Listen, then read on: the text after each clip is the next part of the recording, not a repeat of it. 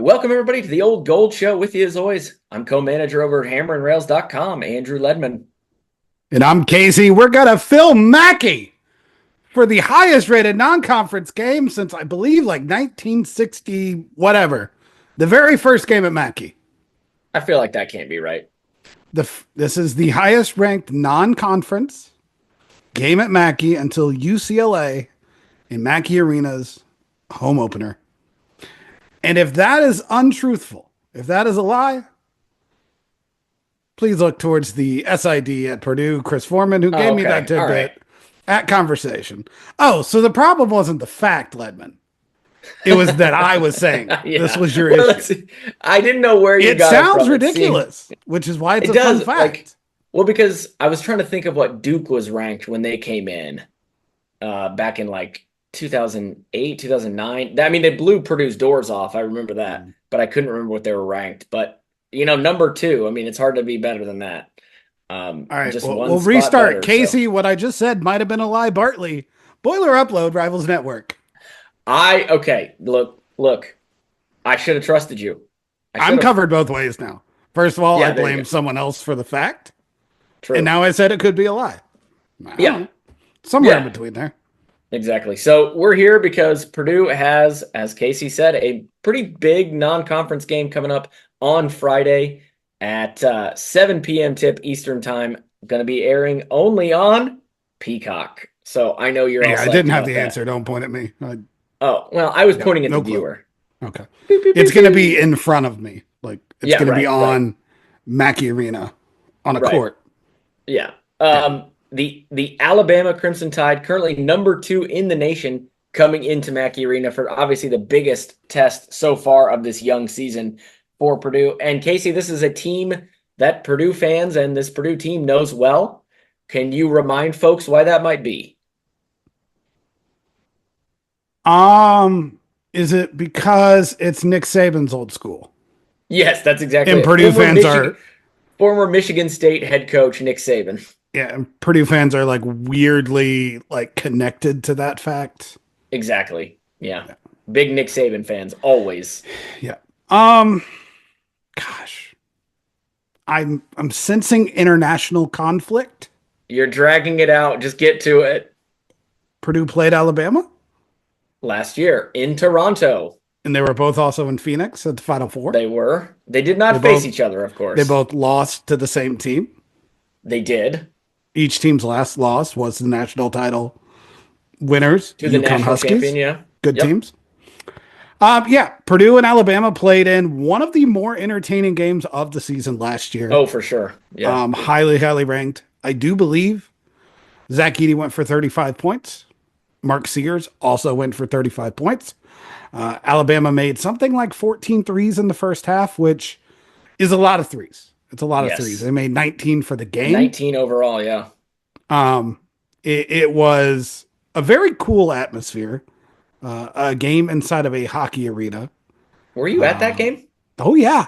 Ledman. I couldn't remember that. I didn't remember. For 2 years, there was one media man or woman or person who made it to every game. This guy. I didn't know there was only one. This guy. I went from Hawaii to Portland to Toronto to Phoenix. I traveled the world. I'm proud of you. The whole world. I'm proud of you. Well, North America, but yeah. I mean, that was a crazy entertaining game. 19 threes hit by Alabama in that one. And then you mentioned Alabama was, of course, a Final Four team last year.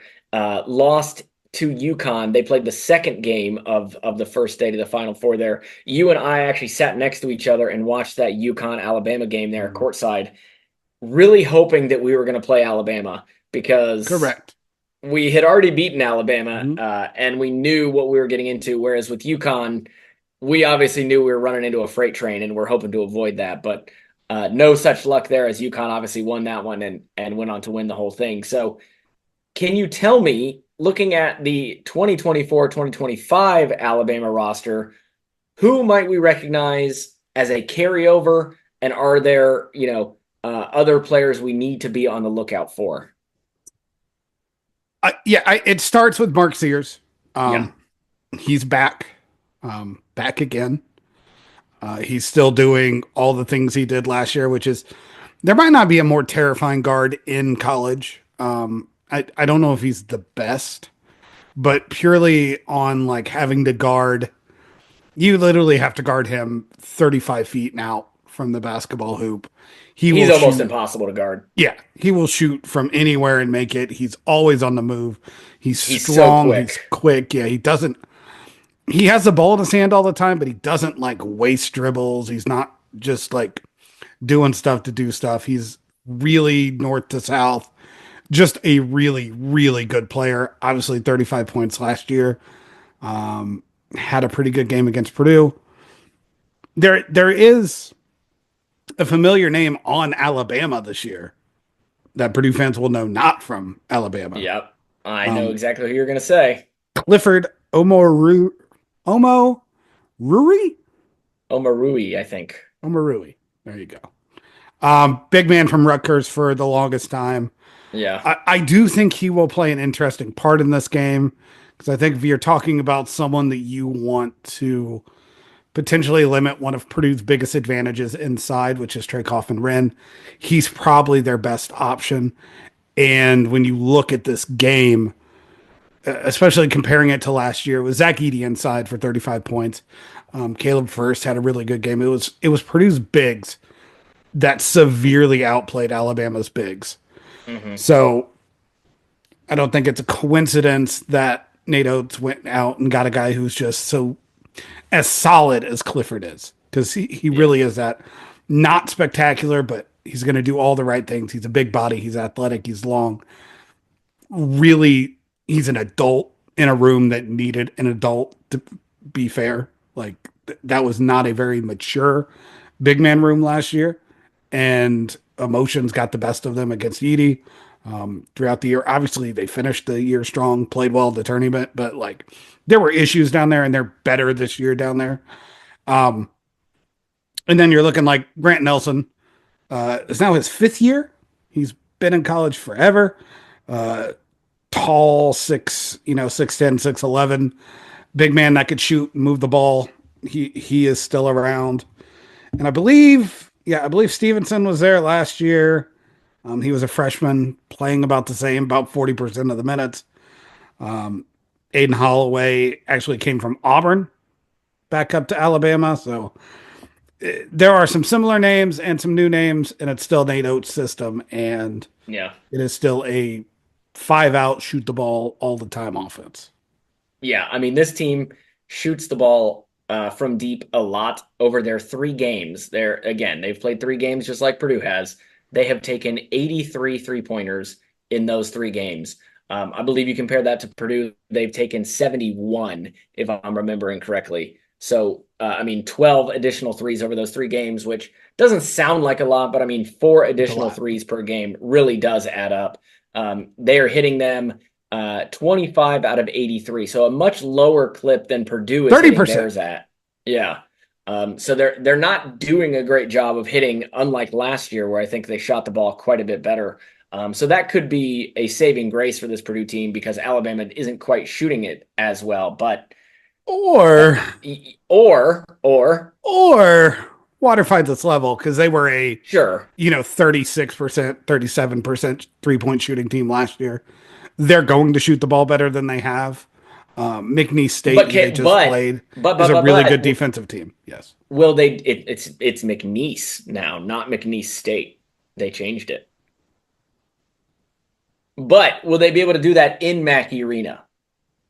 They've only played 3 games. They've all been Yeah. at home. They've not been against top tier competition. This is their first road game, and we know this is not the same Purdue defense. We covered that on the last couple episodes, but at the same time, Mackey Arena is a hard place for anybody to play, and this is still a top 15 ranked Purdue basketball team. So it will be a tough game. It's not as if Alabama is going to come in Mhm. overconfident and think they're going to rout Purdue, but it's a different environment, a different atmosphere than they've seen so far this year with this Alabama team.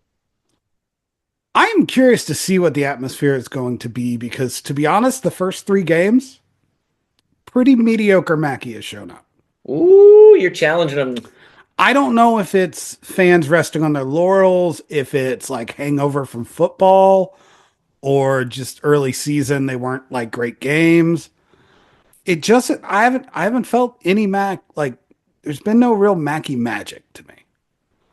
There are literal times in Mackey where you just can't help but to get caught up in the emotion, the fervor, the desperation of Purdue fans, which makes it such a crazy atmosphere, and it's almost always really good. I'm just saying the first three games, it's not.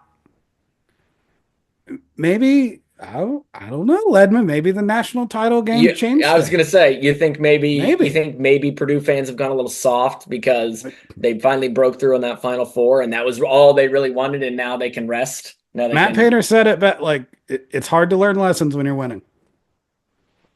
Yeah, that's true. Winning masks a lot of problems. Mm-hmm. You know, if you win but you look bad, you can say, just like we talked about, I think the team 2 years ago or 3 years ago, they were winning, but they weren't winning strong. They were kind of hanging on, they were surviving.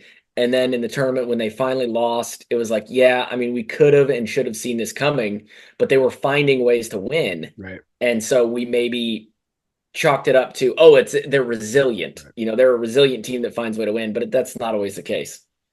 Yeah, it feels a little to me. I think, and this is kind of just watching him too, is I think Zach Edey made such a strong impression, just character wise, just his looming figure for the last 2 years, that it defined Purdue basketball in a way. And I think right now it's like we're not really sure what this team is. In a sense, like we haven't seen a Purdue team without Edey like be tested. We haven't seen the answers to really tough games or whatever. And I think there's just like it's an uncertainty right now. Yeah, I think And that's fair. I just I don't think the emotion.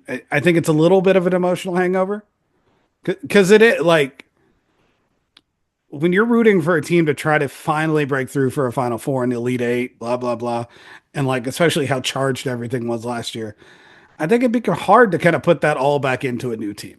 And maybe that's too Yeah. deep. I don't like. No, no, I mean, I think you're absolutely right. You and I were both there in Detroit when Purdue made that breakthrough, won that Elite Eight game. And I mean, the emotion, the energy in Little Caesars Arena in that moment was something I don't know that I'll ever experience again. Mhm. I mean, you looked around in that arena and there were grown men crying. There were like adult men hugging their dads, crying, little children hugging their dads as they both cried. Everybody just like looking around and being like, I can't believe I'm here. And it is hard to come back from that when you don't get a build on it in the next season. Like Right. you get no credit for what you did in the previous season. You start at zero, just like everybody else. Doesn't matter if you lost in the first round, didn't make the tournament, won the national title, made the Final Four. Doesn't matter. You're starting at zero. And it is hard to come back to zero after you've been, up at the top. It's really difficult. So I think there probably is something to that. Also, Purdue hasn't lost a non-conference game. We're coming in on like 4 years.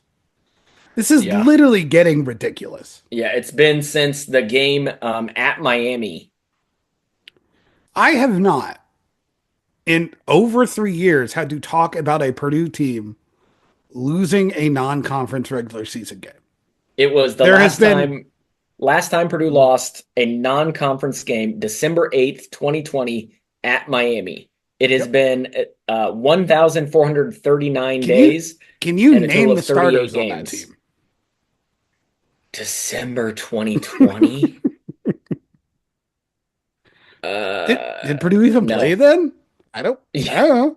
I mean, I'd really like if you gave me a minute, I could probably figure it out, but it would take a minute. I'm sure you could too. I'm pretty sure those were the Boudreaux years. Oh God, I hope not. So before we get more Mhm. into Purdue versus Alabama, I think it's probably best we take a break here. That way we can come back, go straight through the rest of this conversation. We'll be right back. And we are back. So during the break, I did a little Googling. I Mm. have pulled up the box score for that Oh, Purdue versus Miami game from December 8th, 2020, which again, the last time Purdue lost a non-conference game. I've got it the was like five, 62-54. the final score, let's see, 58-54. Worse than I. Yeah.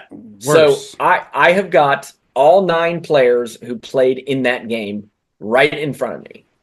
You are Okay. going to recognize, obviously, all the names, but I want to see how many of them you can maybe guess. Okay. Was I? I know Ethan played. I That's want to one. say Ethan against Morton. my. Yeah. So Ethan would mean Mason Gillis. That's 2. Okay. Am I right about Boudreaux? You are not. Okay, so Boudreaux was a year before that. Now I've got a. Mm, I Well, think don't. about it. Who Isaiah just Thompson. graduated? Isaiah Isaiah Thompson. That's Thompson. 3. Trevion Williams. Yep, that's 4. Um. Mm, mm. Good. It's a long time ago. Yeah. Long time ago. You're Who was he? missing two obvious ones, I'd say. That was prior to Zach Edey, right? It was Or not. was it Zach Edey? Okay. Zach Edey played That's right. 14 Same. minutes, Mm-hmm.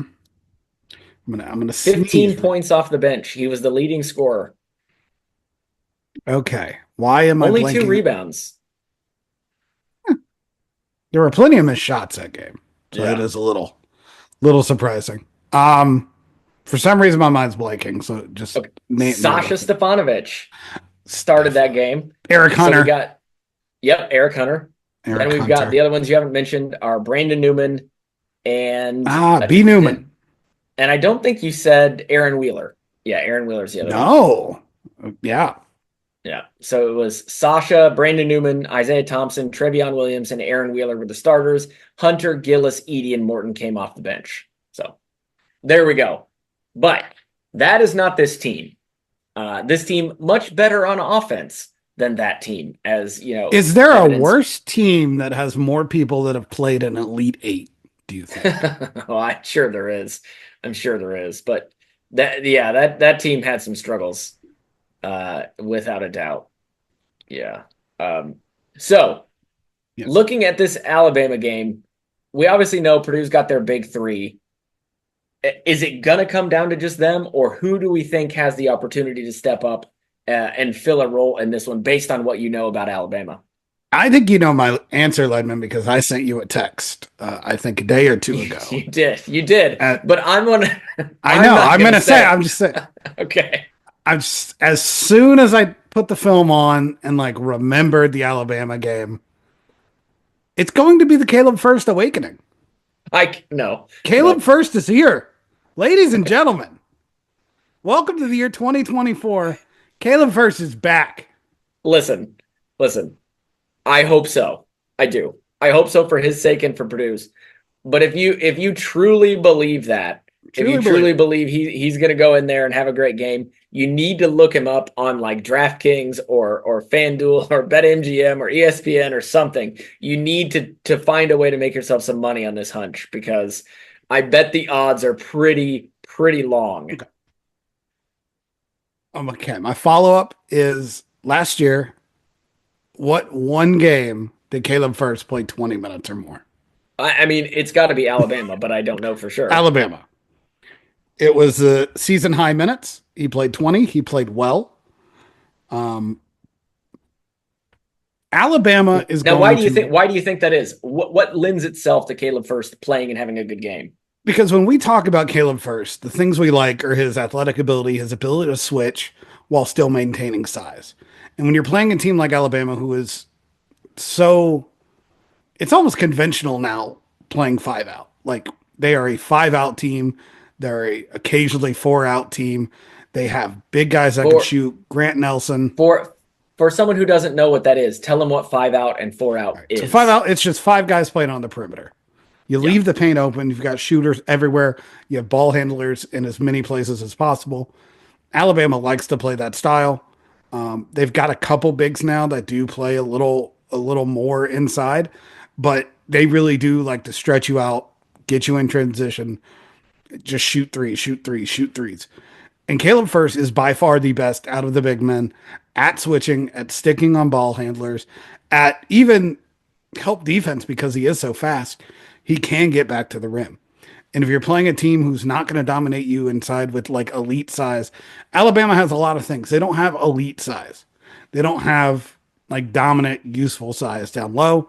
That takes away what I think is probably first biggest weakness. So when you throw those two things together and the experience, I just think if not this game, win. And I think we saw it last year that he was very good in this exact matchup. Okay. Well, look, I hope you're right. I'm skeptical, Mm-hmm. but I'm not going to say you're wrong. I mean, you make a good case. Mm-hmm. You make a good case. And as you said, he did play 20 minutes in this one last year. And it's not as if it's a completely different Alabama team. So he should still have some of those same advantages. Now, what are the keys for Purdue just in general? If you think, if you look back on this, you're writing your story Friday night, Purdue has won, they've knocked off the number 2 team. What are the keys? How did they do it? I think it starts with Trey Kaufman scoring a lot of points. Okay. I think he's been really good at passing the ball. I think he needs to go get his own against Alabama. Be I more think, selfish. yeah, and that's something Painter kind of said today at media. Like his passing has been incredible. Like it's super improved. I need him to go get his own, and that's taking advantage of. It's going to be interesting to see how best they can get him the ball because I think the one thing we've seen is when he's at the 4 is when he gets more natural touches inside, when he gets post looks, and that's another nod towards Caleb Furst because I think you can play Furst as a 5. Whether Alabama will defend them like that, I don't know. Yeah, that's the question. But Trey and Caleb move so well that you can really get that switch if you need to because it's really hard if you're screening big men to big men down low. Generally, they're going to want to switch it. So like you can manufacture a way to get Trey on who you want. Yeah. But that also leaves like, do you play Will Berg more to make sure that Trey gets that matchup? Right. I don't like Berg in this matchup at all. If he plays, he better rebound the ball. Yeah, he doesn't do a great job tracking his guy off of first movement. So like that definitely scares me. But I think Trey has to there's just no it's why the Cliff edition for Alabama is so good. Because like Cliff is one guy that in the post in the past has actually given Trey some trouble, if I remember Rutgers games correctly. So I think they'll want to have Cliff on him as much as possible. And I think Purdue's job is to get him away from him, get Trey the ball down low, let him score, let him slow the game down. Even if Trey misses, you're not going to get like into transition off a miss down on the post nearly as well as you are off a 3 or off of action where a bunch of people are moving around and out of place. So I just think smashing the ball to Trey is the number one key for Purdue because you have to play good offense to keep Alabama out of transition. So, I mean, we know, and we've talked about the fact that this Purdue team much better on offense than they are on defense. If Purdue is going to have success this year, they're going to have to outscore opponents. And we talked about how that's not Matt Painter's preference. But it sounds like you're saying in this game with this particular opponent, it is going to be better for Purdue to slow the game down and not try to run and gun because that's what Alabama's good at. They're going to go down, they're going to shoot 19, 20 threes, 24 threes in this game. Right. And if we get into that situation, it sounds like it might not be good for Purdue. It's not quite that simple because I don't think you don't want to put a governor on the offense because if Purdue forces misses or forces turnovers, you want them to attack. But yeah, this is exactly what Painter said is when you're playing a team as dangerous as Alabama on offense, you just have to be smart. Your good shots have to be good shots. You can't take bad shots and you can't turn the ball over. Yeah. That's true with every game. It's just Alabama is so good on offense that literally if you give them 5 to 10 extra possessions of easy looks, you can't keep up because like at some Yeah. point the scoreboard runs out of digits. Yeah. Really high. It's Like it, it's probably very it's like high. it's like Like the old children's book. If you give a mouse a cookie, if you give Alabama those opportunities, they're just gonna keep taking. They're just gonna keep taking. I don't know about children's books. I mean, come on. Everybody knows if you give a mouse a cookie. Come on. Is that the one with the shoebox? I don't know what you're talking about. What Me about if you neither. give a moose a muffin? Why are you giving them? You shouldn't get near a moose. They're very dangerous. Look, it's a children's book. You get near all the animals. It's Don't get really near not the a good animal. it's not a good lesson. It's not a good life Um, lesson. all right. So since we're putting this out so late in the day, do we have any final words so that we can get people to watch or listen to this before game time at 7? Any final thoughts on this one? Hmm. I mean, if Purdue wins this, we are talking Uh-oh. to not just, it's every year. It'll be I four straight know. years of knocking off. Has Purdue beat a top five team in all three of those years? They have to have, right? It Their feels schedules have like been loaded. yes. Feels like yes, but I don't have that in front of me. Yeah. But like, if they win, we are just in for insanity again. Like, Yeah. can we just give like, can we build Braden Smith a trophy or a The statue? statue. Yeah. We could build him a trophy. I don't know what it'd be for, Yeah, a but trophy. Yeah. Can we build him a statue? Like, go ahead and just put it up there. Fletcher Lawyer statue. I I do feel it's weird. Like this is going to be the first real basketball game of the year, even though Yale gave Purdue absolutely a real basketball game. yeah, sure. It's just like maybe it's like in theory I've heard like when you do drugs, it like boosts you up to a Where is this level going? like like your serotonin or whatever. Like Okay. the only way to get back up there is to do the drugs again.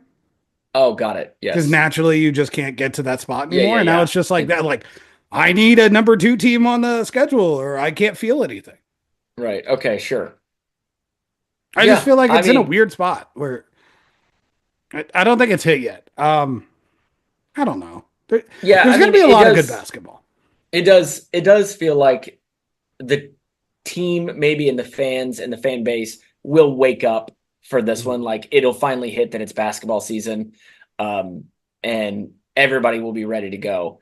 Now, I hope obviously that Purdue wins. I want Purdue to win, but I want the fans to understand that this is a tough game and that if Purdue loses, it's not the end of the world because it has been so long since they've lost a non-conference game. Ledman, We've almost forgotten how to react. Braden Smith, Mm-hmm. Fletcher Lawyer, Yes. Caleb First. They've never lost a regular Oh, season yeah. non-conference game in their career. Yeah. Right. Never happened. Nope. Caleb First. Been around for this is his fourth year. Yeah. He's played Drew Timme, played Mark Oh Sears. God, Drew Timmy. Drew Timme played Duke. Kyle Filipowski Played played them Marquette a all. handful of times. Beat them all. Gonna get Marquette again in a week. Yep. Yeah. Uh, So I do think because we haven't even mentioned like Fletcher Lawyer has been unbelievable. I don't think 75% there's from three. anything I've seen that suggests that's not going to keep up against Alabama. This game might be 110 to 110. Also, I think we haven't mentioned. I don't think it's a coincidence that Painter finished with a small ball lineup without going away from it. Because if you're talking to me, what Purdue's probably going to do when it gets hard, it's going to be Miles Colvin. It's going to be Camden Heide out there again. I think you put Heide on Grant Nelson and you say, I don't expect you to bully him enough. And then we're gonna get a real hard crash course if Purdue is offensively good enough to just beat anyone. Right. Yeah. Yeah. And Because I mean, this is one of the best offenses in the country. if they're that good already, like now, that's a real good sign for Mark. I think if Purdue's offense shows in a way where they beat Alabama, I'm assuming it's going to be offense. I don't Yeah. I don't think, I mean, McNeese is a better defensive team than Purdue right now. Athletically, I mean, they're a Okay. defensive squad. Like they're a juggernaut. They were last year. If Purdue's offense is enough to beat Alabama already, I think the defense is going to get better throughout the year. I hope I so. think the big man situation will get better throughout the year. But if that offense is already buzzing that way, then I think we have to level our expectations for the next 2 years in a way that should make us uncomfortable. Oh, good. Good. It's literally, I think we are at a stage where in the next week and a half, this game against Alabama, on the road Marquette, then obviously right after is the San Diego trip. We are 2 weeks away. If God forbid, and we come back after Thanksgiving, and Purdue has still not lost a non-conference game, That'd it's be wild. national title or nothing in the next two Oh years. God. Oh God. Don't let's end it there. I'm I don't just want saying, you. like, it's going to be ridiculous Yeah. if Yeah. I that mean, is you're the not case. wrong. You're not wrong. So we will get a better idea in the next 2 weeks of kind of where this Purdue team is and what realistic expectations are. So that is something to look forward to as we regroup in a couple weeks. But for now, Do you want to give a tomorrow score prediction? for this game, no. Yeah. Why? Gosh. I mean, you Make it go high. first. You said Make it 110, high. 110. Um, yeah, I think Purdue's gonna. I, I think, I think Alabama has still had some growth spurts. I don't think they're totally comfortable playing with each other yet. I don't love the shots they're getting right now, even though their offense, like they lost a lot of games last year early because like NATO runs a lot of stuff. It's a lot of chaos. It's a lot of controlled chaos. That gets better towards the end of the season. They've got some freshmen. I think Purdue and Mackey will be just enough of an advantage at home. I'm going to go 94-80, 89 Purdue. Okay. I'm going the opposite way. I'm going Okay. Alabama 92, Purdue 86. There's a chance Mark Sears goes for like 40 and 12. Yeah. That guy is my Getting to number the one fear hoop in this is game. concerning. Yeah. He's so Because good. we didn't talk about it, but like being able to contain Alabama off the dribble, something that Purdue's not done well all season. That if you're looking realistic and not optimistic about this team, that's what they've shown themselves to be this season. You can get inside on them, you can get in the paint, and like Alabama's so good at that. And Yeah. if they get in the paint and knock down open threes, like it's gonna be a lot of points in a real hurry. Yeah. Yeah. And hey, when Casey and I come back with you next time, we'll go over it. We'll talk about what happened and maybe we'll change expectations. We'll see. So for Casey and myself, thanks so much for listening. Thanks so much for watching. Till next time, folks. Boiler up. Peace. Yeah.